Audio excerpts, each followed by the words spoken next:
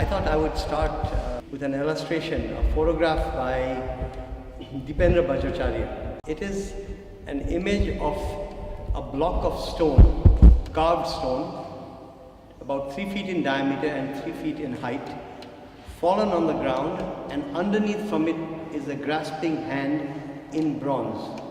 It is the hand of Pratap Malla. It is the statue of Pratap Malla, the great king, 17th century king of Kathmandu town, Kathmandu city-state, which fell from its pedestal to the ground, and the entire statue itself is crushed, but from underneath comes a hand. And the hand, meant to be so high up, not to be seen by anyone, is exquisitely carved. It's in bronze, but it's lifelike. At one go, it gives you a sense of what our people suffered in the hills and in the valley. It also tells you how our heritage has suffered. And I will talk a little bit about housing, a little bit about schooling, something about livelihoods and heritage. Within Kathmandu Valley, it was more of a wave, apparently, because of the silt on which much of Kathmandu's habitations exist. There is more of a waviness to the experience, different from the experience in the rocky outcrops and in the hills. So it was like being on a boat in a very rough sea, going almost up to a minute, but then looking around and seeing that the buildings around you stood and thinking that maybe it's not that bad. So for me it was days of incremental horror, because first the neighborhood is fine, secondly the toll next door seems fine, and then the word came, Dharara has fallen. Didn't believe it actually, and then got onto a motorbike with a friend, went off, and there Dharara had fallen. And that was my first view personally of the death that was visited upon the people of Nepal. Because that was a Saturday. Elsewhere, it being a Saturday was a boon. For Dharara, being a Saturday was a bane, a tragedy. Two young women who happened to be climbing and gave separate interviews. Remember something that has stuck to my mind. It is that they said when they got up to the top of Dharara, there was a very stiff breeze. And it just, for me personally, it's just that it gives a geographical and a climactic marker to the earthquake, beyond what everybody else knows, that there was a stiff breeze that day. And you can see this stiff breeze in all the photographs and all the CCTV videos that you see, which will be analyzed many years from now, continue to be analyzed for what they say of the tragedy that we suffered. But what you do see is buildings crash, monuments crash, the 9-story Basantapur Darbar crashes, and the wind sweeps it away westward. It is an easterly wind. When you see the videos in the mountainsides, it is like mortar bombardment of the hills, because wherever there is a mud mortar house, it collapses, and there's a plume of dust that comes out of it. So it's like there is a video from somebody's video camera, a local villager, and it is Jalbire Sindhu Palchok, and the camera pans across the mountainsides, and what you think are remnants of monsoon clouds just after a squall are actually dust plumes, and they are all over. It says in one go, it is a document of our demography. What does it say? It says mud mortar, when we should probably have graduated from mud mortar. If only our society were in less of a political chaos, where there was a time to catch your breath and look at your rural architecture, look at your urban architecture, and have some kind of planning that also remains on the ground, that is real on the ground, so that we don't, at the very least, have a situation where boulders are attached to each other by mud, not even boulders cut to size. And then when the earthquake comes, they all fall into each other. So demographically, that is one thing that we learn. The other is that the scattered nature of the hill spaces. What we know, we've always repeated these things, except now it becomes so real to us.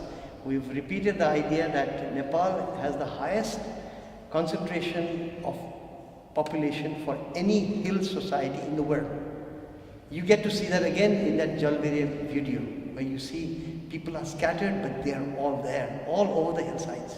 And you locate them because these are by now wooded hillsides because of community forestry that has succeeded. In these wooded hillsides, you see puffs of dust, which indicates high population density, but also the scattered nature of the people, and the very fact that the people have stayed with mud mortar when the more well-to-do have gone in for cement. I'm not the expert to judge matters related to concrete, pillar, beam. I know that in Kathmandu Valley, there were many lives saved this time around, also perhaps because it was only quote-unquote a 7.8 Richter and not a 8.2 Richter, but the cement buildings stood, so we did not have many more deaths and maimings than we did. But I do get a sense that some of our certitudes will have to be adjusted to the realities that we have seen on the ground, such as, oh, don't build roads because they will impact your culture, they'll impact your economy in a negative way, perhaps. But the villagers have their own certitudes. They want a road. And this time around, where the road did go, the relief did flow. After a few hiccups, but they did flow. And where the road was impassable, the motorbikes went on along a track that had been. So the villagers perhaps know some things that we city folks would ask them to consider and reconsider.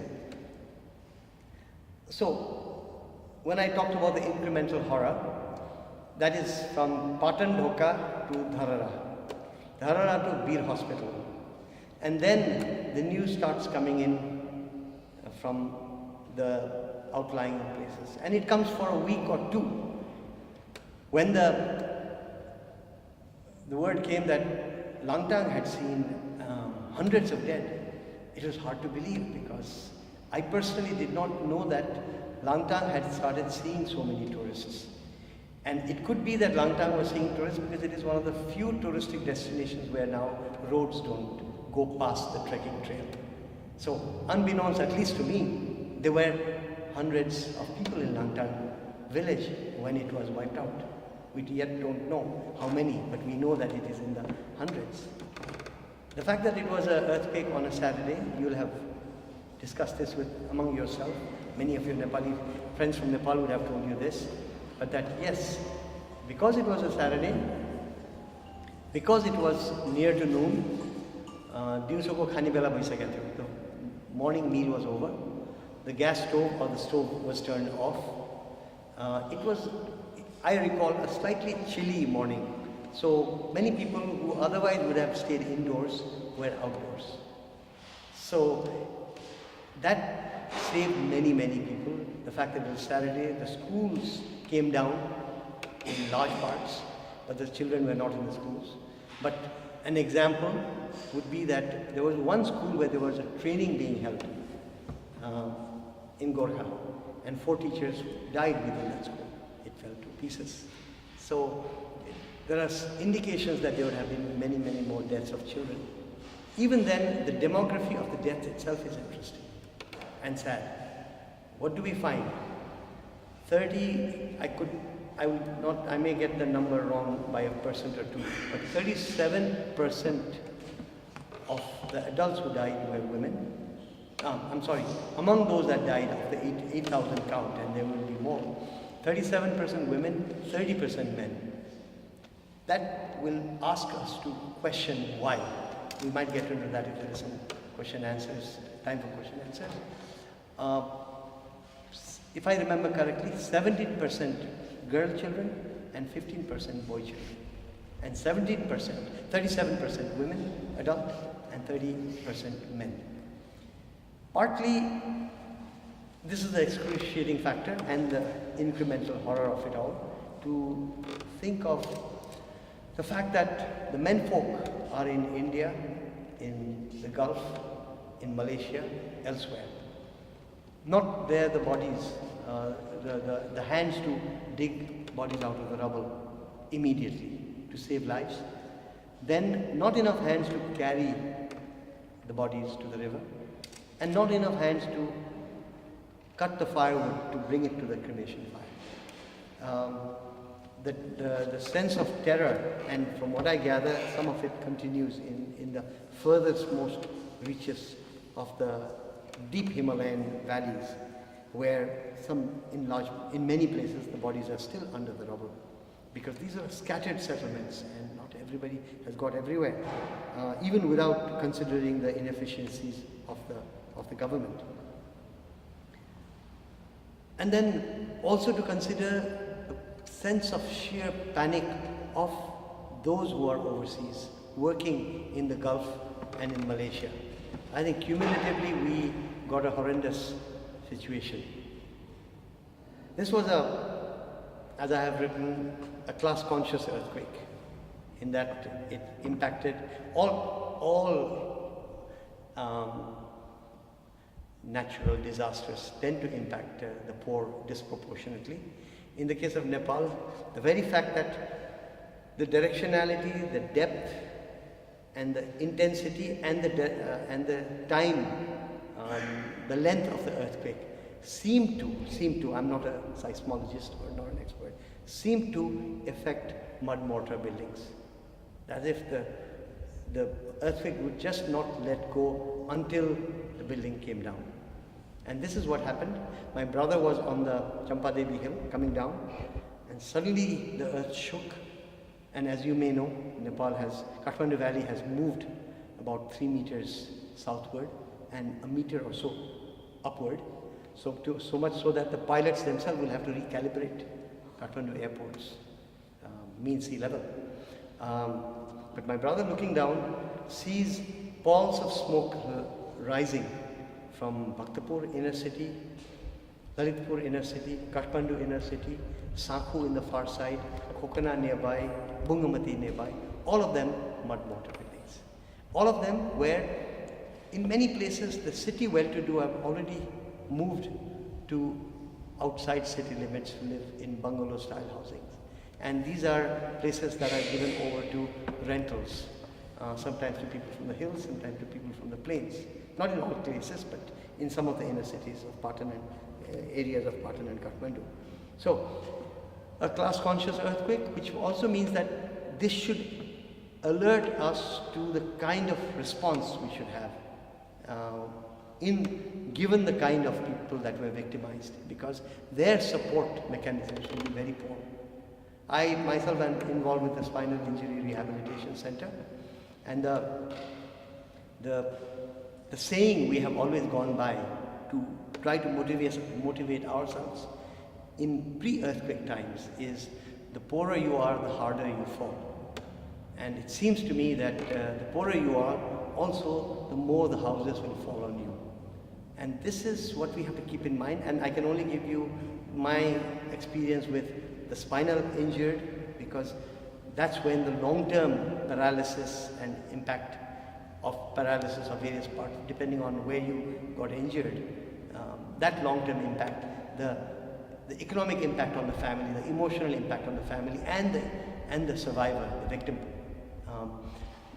I get therefore a ringside seat at the Spinal Injury Rehab Center in Sanga near Banepa to see what happens to the villagers, what kind of shock they are coming through as they come through, because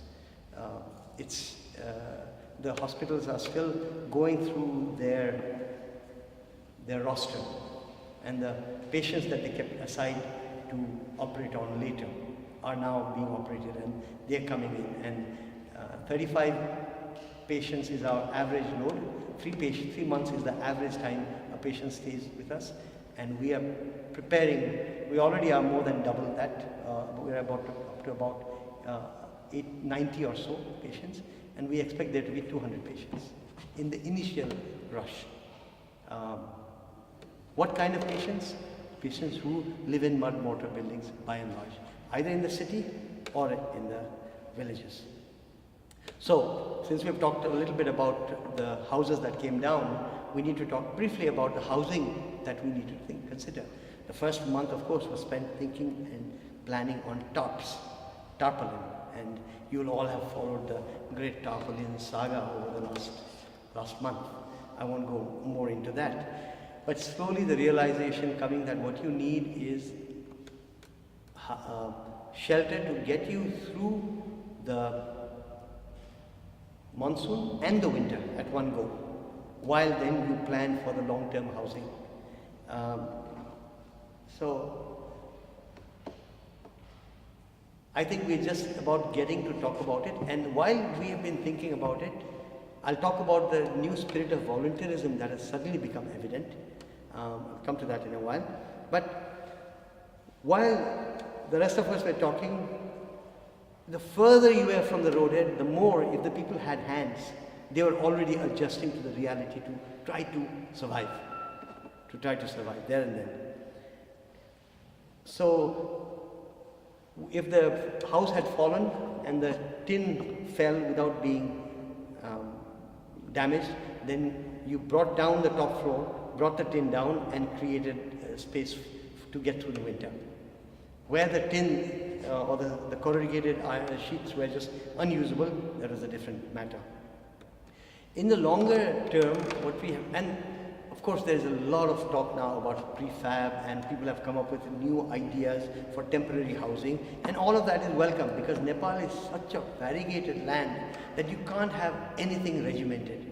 And we have to make sure that there is no regimentation by the government or by non-profit organizations or by international organizations, because every place, not just by altitude, but also by its orientation, by the culture, by the ethnicity, there will be so many ways to do it. And I think it will pass, but for a while there has been some talk that reminds one of socialist architecture and grid-line patterns and row houses, etc. Some places that may be useful. Some places it may be important to relocate settlements because they are just so dangerous. But other places it will be easier said than done, because our experiences with floods and other landslides, if you make what you think is a nice enough house, but if it is away from your field, what good is it to the villager? And if you do not have alternative livelihoods to offer, then what good is a nice looking prefab house in the middle of a colony if your field is 2 miles away and you do not have a motorbike and it's through mountain terrain. So I think lots of thinking has to be done. It is good that there has been a vibrancy in Kathmandu and in Nepal as a whole right now. But I would hope that this vibrancy continues. And the place, this is something I wanted to say towards the end, but let me say it right now because I remember so that I don't forget it later. I think the thing for friends, for Nepalis and friends of Nepal, and who I call Occidental Nepalis, people who are Nepali at heart, they may not have the citizenship. The Occidental Nepalis and the Nepalis, what they need to do is keep watch on Nepal and the needs of the people of Nepal, particularly the weakest demographic category, when the interest of the media and the interest of the donor organizations and even the rescue and relief organizations, when they begin to wane, is when those who feel, oh, but I have not been able to do much. I think there are enough people on the ground concerned. But probably what we need to do now is to think of the, let's not say the long haul, but the medium haul. And that is where I feel there is a need for us to ensure that the whole focus of housing, schooling and livelihoods and heritage, we don't miss out on any of those. In housing, I will just say this much then, that the government has been talking about housing policies, about distributing, for now, distributing corrugated iron sheets, etc. These things, I think, there is enough activism and there is enough media push that willy-nilly we'll get somewhere. It may not be the most efficient. What we need to be concerned about is what kind of permanent housing are we going to talk about? What kind of philosophical changes in our thinking will we need to bring? Indeed, is mud mortar not that good, or is it just that the mud mortar was applied wrong? Number one. Number two, could it be that if our ancestors had access to other technology, they may have evolved their own building architecture ever so slightly differently? What is it? I think these are the kind of research and activism we need to do.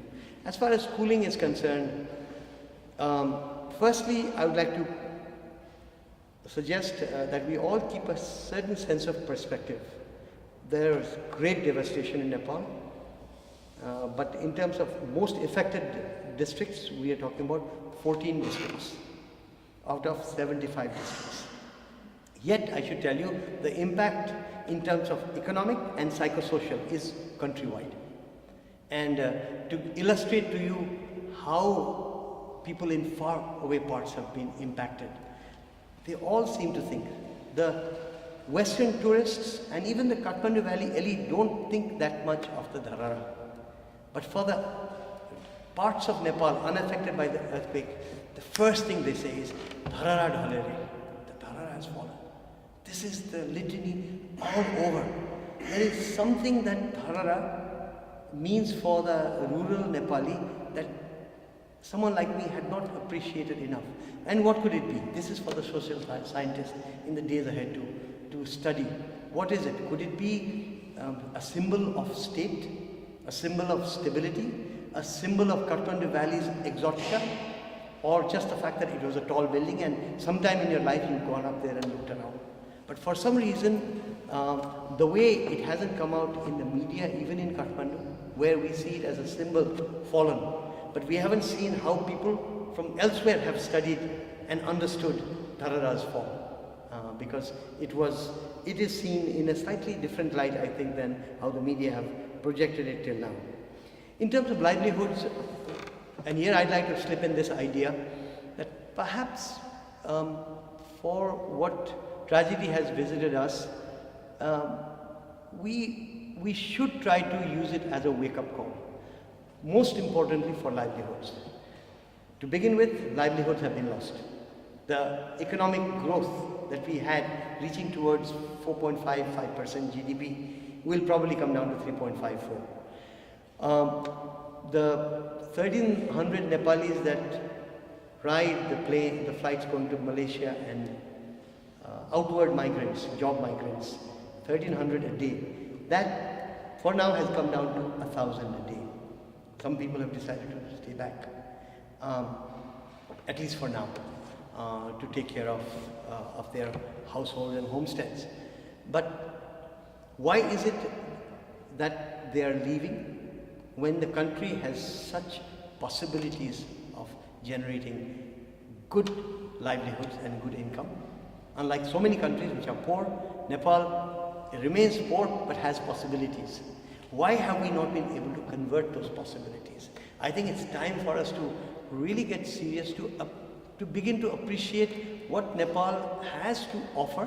And I do not only point the finger at the politician, I point the finger at civil society and intelligentsia.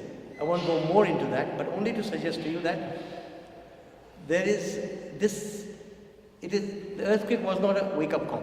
The earthquake was a natural event, which turned out to be a human catastrophe. But it can be used as a wake-up call.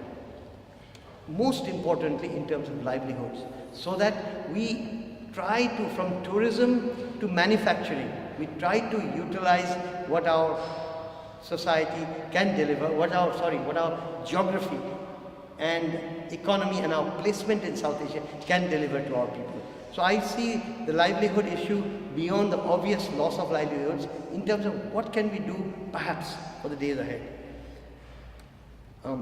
I think I did speak briefly about schooling, but I'd like to say that the challenge of the moment, as you and I speak, as the schools open, is one is the psychology of the young ones, when there's been such trauma to begin with, and then such reported trauma, and such fear in the mind of the parents themselves, that it is an incredible task for a very weakened education system of Nepal to begin with.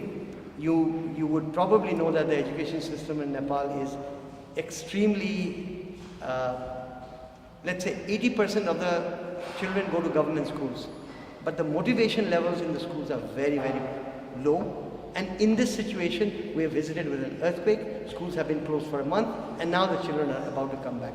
I feel that critical moment, how will we tackle it? Number one. Number two, again, to use it as a wake-up call. If we are able to really grasp this notion that the children of Nepal are being cheated, and hence Nepal's future is being cheated by among the worst government school education anywhere, and private school education, by and large, that is not anything to write home about. So, schooling is a place of either the immediate needs and the long-term needs. Let me talk briefly about heritage, and I'll begin to wind up with certain thematic ideas. In terms of heritage, what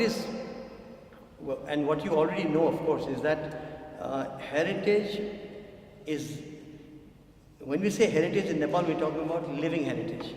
Living heritage, to begin with, requires brick and mortar and stone and wood and bronze and tile. A temple is living heritage. It needs to be standing for itself, for its pure architectural qualities. But when a temple also provides you, not just with the puja in the sanctum, but provides you with the excuse, if you will, for the jatra, for the mela, for the events in the lunar calendar, that then gives you a living culture that Kathmandu Valley has, which is owned by the entire country.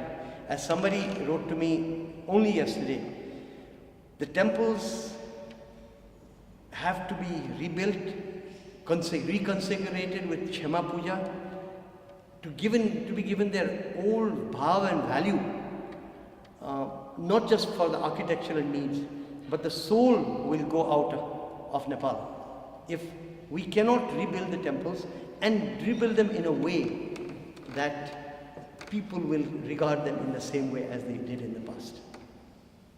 Fortunately, and possibly some of this credit goes back to the Bhaktapur Development Trust, that the skill set for rebuilding destroyed heritage does exist in Kathmandu.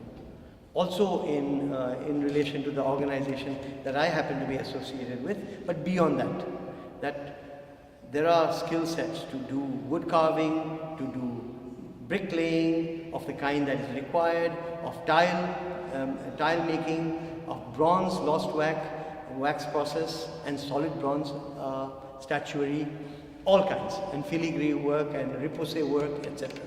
So that exists. The challenge is that it now needs to be multiplied by 100. If you have one person, you need 100. If you have 5 wood carvers, you need 500, because the demands are such.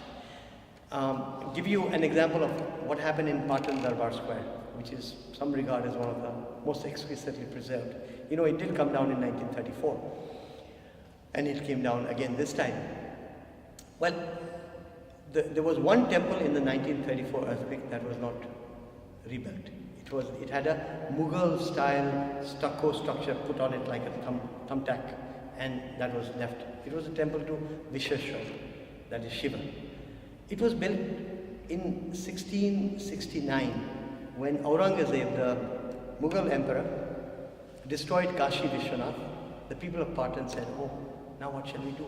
We can't go to Benares anymore to the Kashi Vishwanath, the Shiva temple there." So the then Prime Minister of Patan said, "I will build one." So he built a 3-tiered temple. The biggest, if you don't count the Taliju Bhavani Mandir within Patan Darbar, it was the biggest temple outside. He built it, it came down, it was built in 1670, it was consecrated in 1678, a large temple to Shiva. It came down in the 1934 earthquake. And we had just raised enough money, got UNESCO permission, and the woodwork was being done, 1 workshop in Bungamati and 2 in Bhaktapur. And this was done by a group of individuals, not any organizations, just some individuals that came together. Just as we consecrated it with Satyamohan Joshi as our patron, we did a Kshema Puja and we consecrated it, and we started work 2 months ago. The earthquake came and other temples falling all around us. So all I could say is that here we must redo this temple, rebuild it in the best practices to be the example for the temples that have to be built. And as I suggested to you, there are examples. But it is not, I think monuments will be rebuilt one way or the other. It is the streetscapes that is important to also focus on, because it is possible that the streetscape of Bungamati town, for example, some of the contributions you have made today is going to go to Bungamati. Bungamati is this lovely town which is also the home of Bungdev, Machindranath, also known as Avalokiteshwar. He is a deity, the indigenous deity Bungdev, the Buddhistic deity Avalokiteshwar, and the Hinduistic deity Machindranath of the Gorakhnath sect. That is his hometown. He came from Assam, as religious mythology would have it. That village was not even yet on the touristic map. It was preserved, it was waiting to be discovered. And 2 months ago, I was in Bungamati town talking about how do you convert your alleyways and lanes? How do you make it inviting like the old cities of Europe? How do you bring people in? Because we have it all. And now most of the houses, 700 houses, if I remember, of about 1,400 houses are down. So can we question, and it then becomes a creative exercise to really build, not from the ashes, but from the dust. Because thank God there was no fires. It was after the cooking hour. So otherwise you would have fires as well. So we have to count our small mercies. So could this be an opportunity? We didn't want this earthquake. It was handed to us. Now that we've got it and we've gone over our personal tragedies, which of course will stay with us, can we see how we can do Bungamati in a way that it will retain its ancient flavor, yet it will also respond to the villagers' need now for new technology in the building? Can we, for example, somebody in government suggests, oh, now we need to make these roads wider because we got to send fire trucks through them. Then you have to tell them that you can have narrow fire trucks too. If you have thought about that, you know. So there is, luckily I think in the beginning a lot of people, because there's such populist pressures, people are making all kinds of claims, and just even to satisfy their own souls and to satisfy media and, you know, to be seen to be doing something. We need to now settle down to a point where we can catch our breath, look to the future in all these areas, from housing to schooling to livelihood to heritage, and perhaps delve into the skill set that exists around the world and in Nepal. 2 points I'd like to make. One is that something that I had suspected but was proven to me this time around, that Nepal is the country with the largest, perhaps I would say, is a rather amorphous terrain that I'm getting into. Nepal is the country, it seems to me, that has the largest per capita goodwill in the world. And I sense it, and which then makes me sad for other parts of the world which are visited by tragedy. The kind of sensibility that comes forth for Nepal. And I think it is not about Mount Everest, Sagarmatha, Chomolungma.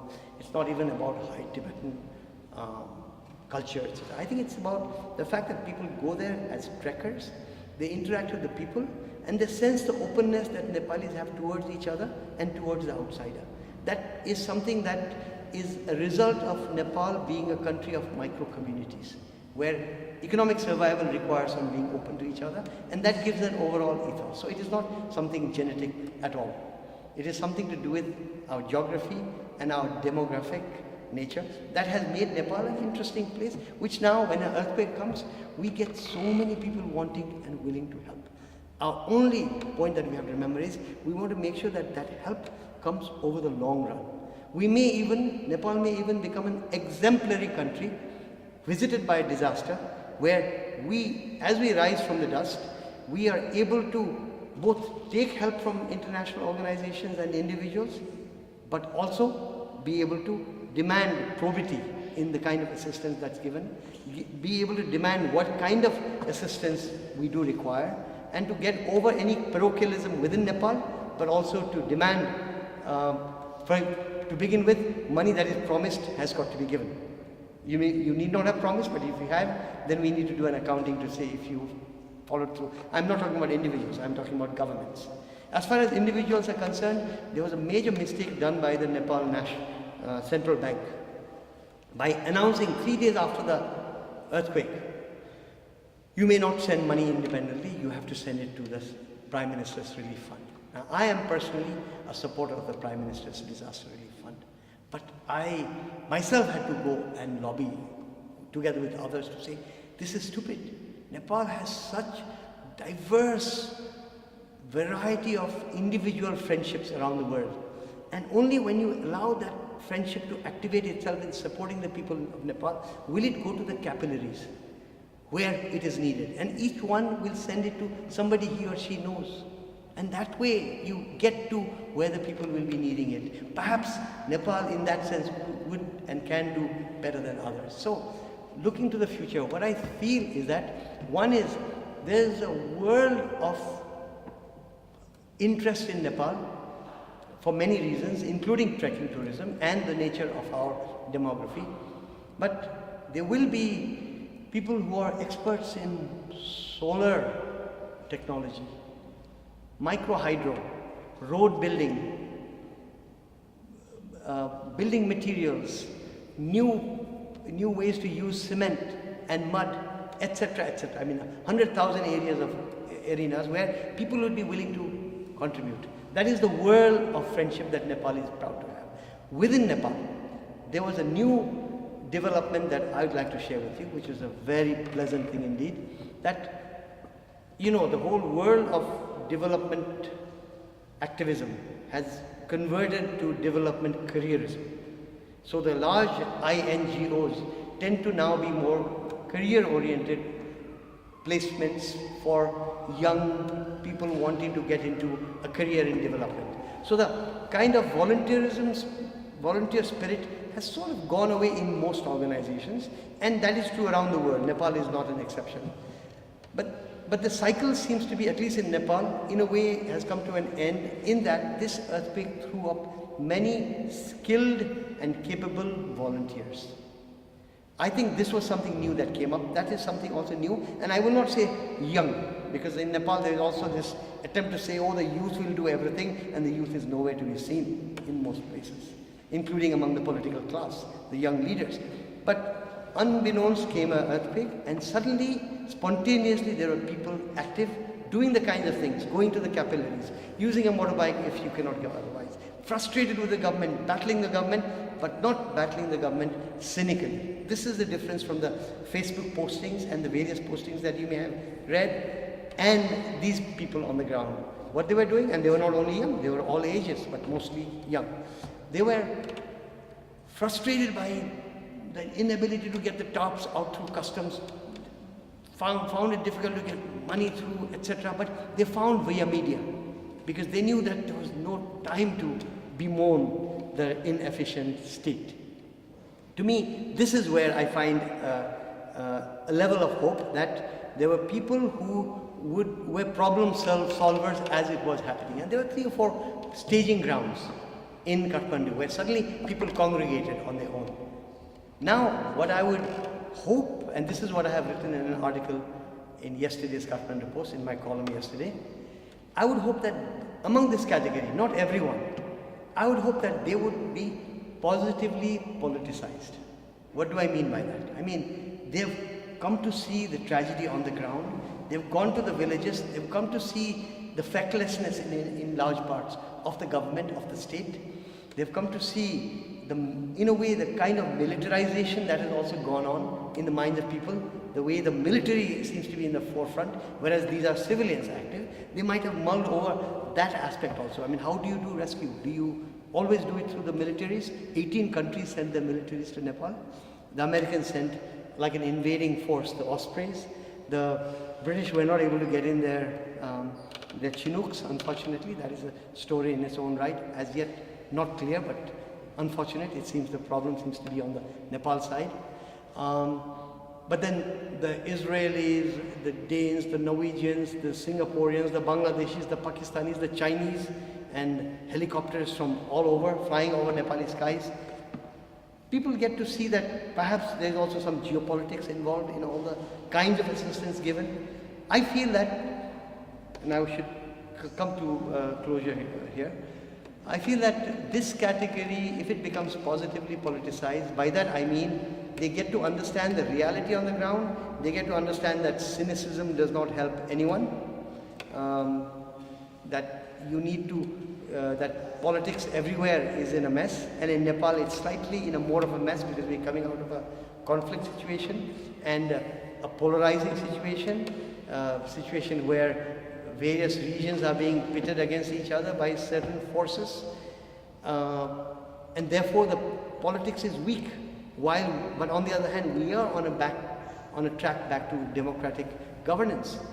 But they will have noticed we don't have local government. Perhaps a lot of the problems of the first few hours and days would have been solved if there had been local government. So why didn't we have local government elections? They would have mulled over that.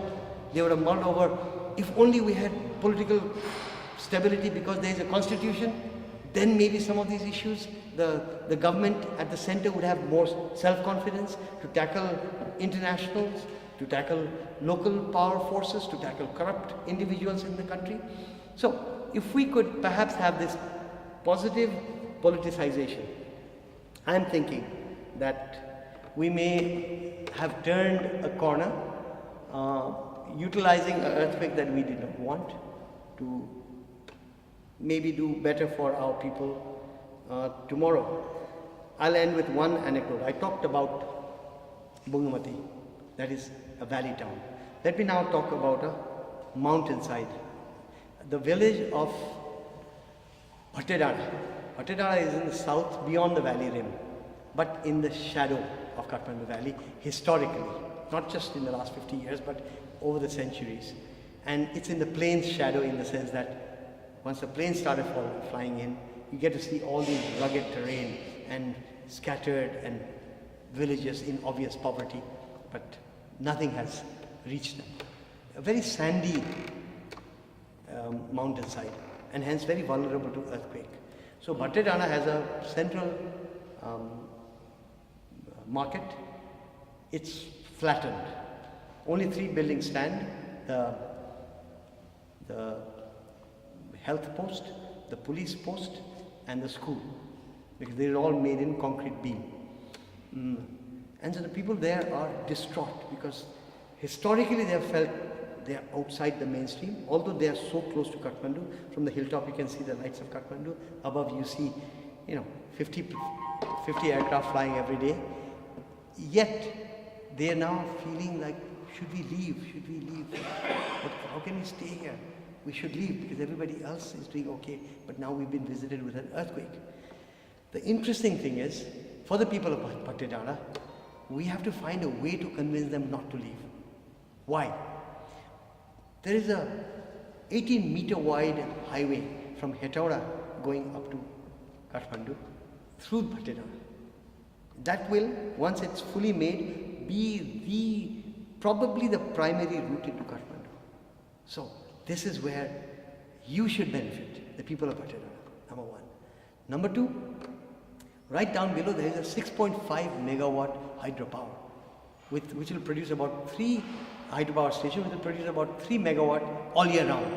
So you will have electricity like the people of Kathmandu never had. Number three, up on the hill, in a highly wooded hillside like Pulchoki, rich in bird life and fully wooded, because they're putting up a new radar station, they've built a lovely highway there. It'll be one of the finest places to have tourism lodges, especially if you can build them cooperatively, so that the village. So here we have a situation where just when, the very year or two, when Bhattedara, as this very sad, historically marginalized village is about to see the future, they are being hit with an earthquake that makes them see only darkness. So these are the kinds of things I feel that we must do something about, and perhaps take energy that is within Nepal and take energy that is outside Nepal to make Nepal what its history and its demography tells us it can be. We should make it happen. We didn't want this earthquake, but we can use it. Thank you.